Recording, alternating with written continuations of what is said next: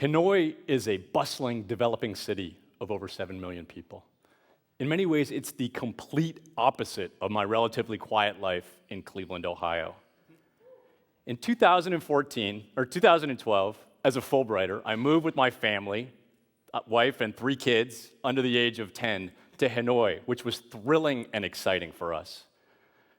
Every street corner and sidewalk was filled with vendors selling products ranging from corn to mannequins to cell phones. Just crossing the street in Vietnam with millions of motorbikes, few traffic lights, and even fewer traffic regulations was an adventure. Every morning, when we'd walk our kids to their school bus stop in our neighborhood, we passed by this woman selling fresh chicken. Crouched on a stool, she butchered and feathered the birds right on the sidewalk. While my kids were a bit grossed out by the sight of the chicken blood on the sidewalk, we had deep admiration for this hard-working 23-year-old who was out there 7 days a week. She was an entrepreneur. My oldest daughter, Anna, who was in 3rd grade at the time, decided to make a video for her friends back in the US about the chicken lady, and here's a short clip from her video. Okay, this is Miss Pip. She's 23, and she's our local chicken lady. Right now, she's working on a duck. The duck is already plucked, and she's finishing off, taking off the feathers. One chicken here is 100,000 Vietnamese dong, or $5. I loved Anna's video, and it really inspired me for some later work that I'll tell you about as a professor. As a Fulbrighter, I was attached to a local university, and in my case, it was the National Economics University in Hanoi, where I taught entrepreneurship to about 50 undergraduate students. But I also looked for other ways to connect with the entrepreneurial leaders in Vietnam. And to that end, I met a Vietnamese government official who asked me if I might consider teaching a course for them, a seminar, on how Vietnam could become more like Silicon Valley. Vietnam's leaders were very interested in trying to move their economy beyond street vendors and factory garment workers, and they dreamed of the high-tech kind of jobs and higher-paying jobs that exist in Silicon Valley. Silicon Valley was their fantasy, and they wanted to know the quickest way to get there. Well, I thought it was highly unrealistic and unlikely that Vietnam would ever become like Silicon Valley. But I agreed to teach the seminar because I had some other ideas about a community that I could teach them about that I thought would be more relevant for them. You see, my own hometown of Cleveland is going through an experiment around supporting entrepreneurship.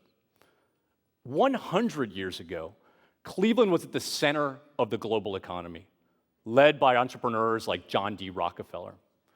And at that point, Cleveland was the 5th largest city in the United States.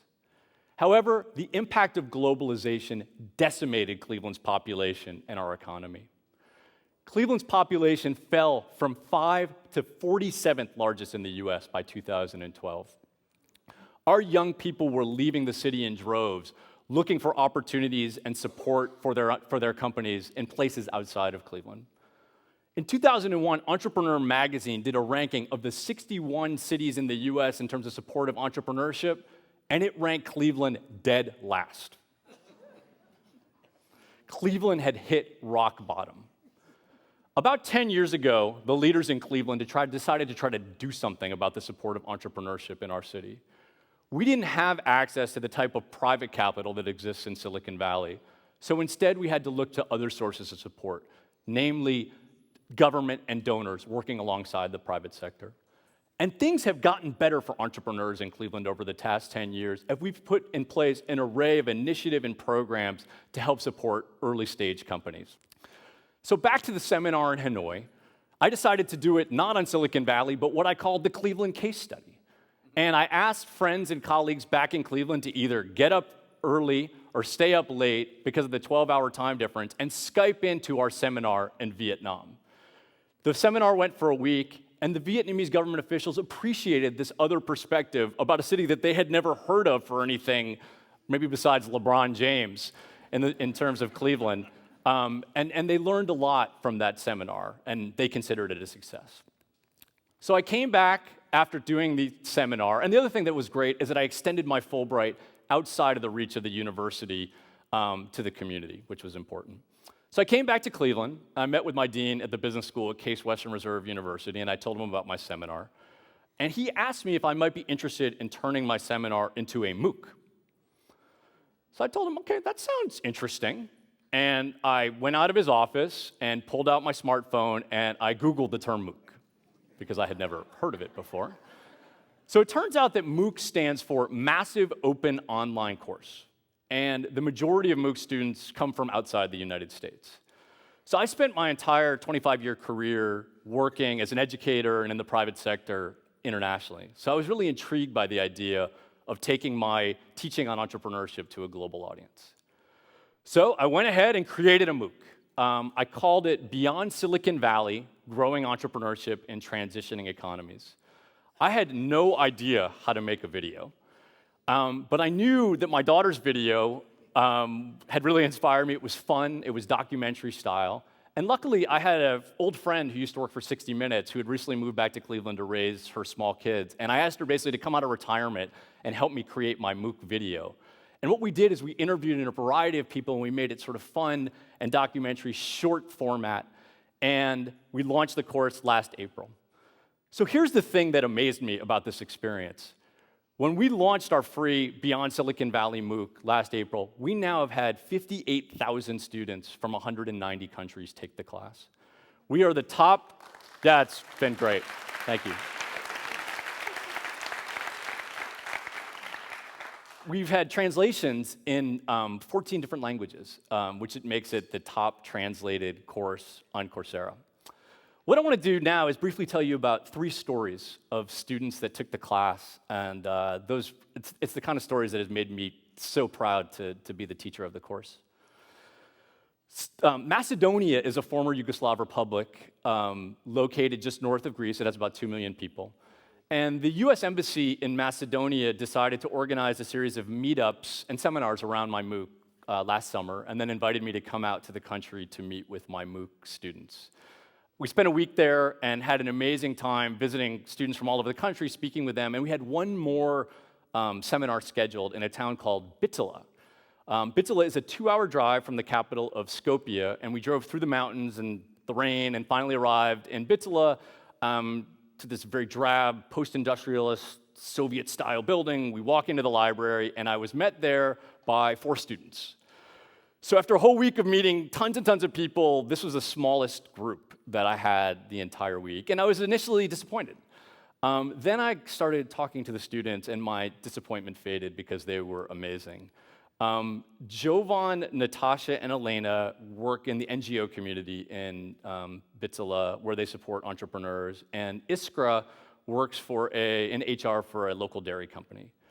I came there to give them certificates for completing the course, but they gave me so much more. They told me about an idea that they had to make videos discussing what it's like to support entrepreneurship in Macedonia on the same topics of my MOOC lectures.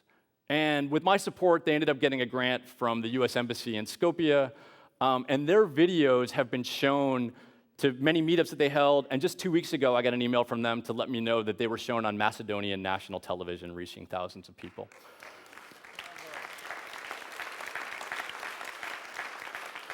And I think they're staying up late in Macedonia to watch this. The second story I want to tell you is about Mehdi. Mehdi is a 26-year-old entrepreneur who lives in Iran. Mehdi emailed me to let me know that he and a group of fellow students and researchers at Sharif University in Tehran were taking the MOOC. And he asked me if we could schedule a time to have a discussion to get into some more depth about how to support entrepreneurship in a community. Well, I was thrilled that folks from Iran were being reached by the course, but I was also a little worried. With US sanctions against Iran, there are certain actually online classes that are not permitted to be shown there, and I didn't know much about it, and so I did some research, and it turns out that my class is allowed there. STEM classes are actually still prohibited there, although hopefully that is changing over time. But my class was allowed, and so I was thrilled to engage with Mehdi and his colleagues in Iran. So there I was, a Jewish guy in Cleveland, Ohio, Skyping in to Tehran to have a discussion with Mehdi and his colleagues and friends about entrepreneurship. What Mehdi told me was that he saw, when he had watched the MOOC, many similarities between Cleveland's experience in supporting entrepreneurship and Tehran's experience. And he was gratified to see that we were going through similar challenges. And I was thrilled to be able to engage with them. Mehdi later organized the translation of the subtitles of the course into Farsi, making my course the first MOOC on Coursera with Farsi subtitles. Finally, I want to tell you a story about Maria. So I was lucky enough to go back to the Fulbright well and got a second Fulbright in 2015, and it took me to Namibia, which is a small country in southern Africa, where I collaborated with the Polytechnic of Namibia around my MOOC, and Maria was one of my MOOC students. So if you think starting a business in Hanoi or Cleveland is hard, I want you to envision what it's like to start a business in northern Namibia. So Maria is from a village called Ikokola, and the majority of residents live in mud and dung huts, and few have access to running water. The economy in Ikokola is based on subsistence farming, but in the past recent years, there has been serious disease and drought in the region, making it very difficult for the local community to survive. Maria is a sustainable agriculturalist. She's full of passion and enthusiasm. And what she's focused on for her business is helping local cattle farmers find a market for their meat. Interestingly, there are high-end game lodges in northern Namibia only 100 miles away from Ikokola. And it's full of foreign tourists who love meat. I've visited some of these, and we love meat. And what Maria told me was that these game lodges are sourcing their meat 1,000 miles away in South Africa. And she is working right now, and during my time in Namibia, I worked with her to help find resources and support to help local cattle farmers in northern Namibia find a market for their meat in places like those game lodges. These are just 3 of the literally hundreds of stories that have happened since I started teaching this MOOC last year. What I love is that students like Jovan, Mehdi, and Maria took the lessons from the course and are applying them in their local community. Traditional measures of student success, like grades or even course completion, don't really apply so well in the MOOC world. It is the action that these students have taken with the information that they have got that matters. MOOCs are making an impact. They are transforming the speed and reach of global education. I literally stumbled upon MOOCs as a way to bring my ideas about global entrepreneurship to the world. I created a MOOC, and the MOOC has inspired local heroes all around the world. Thank you.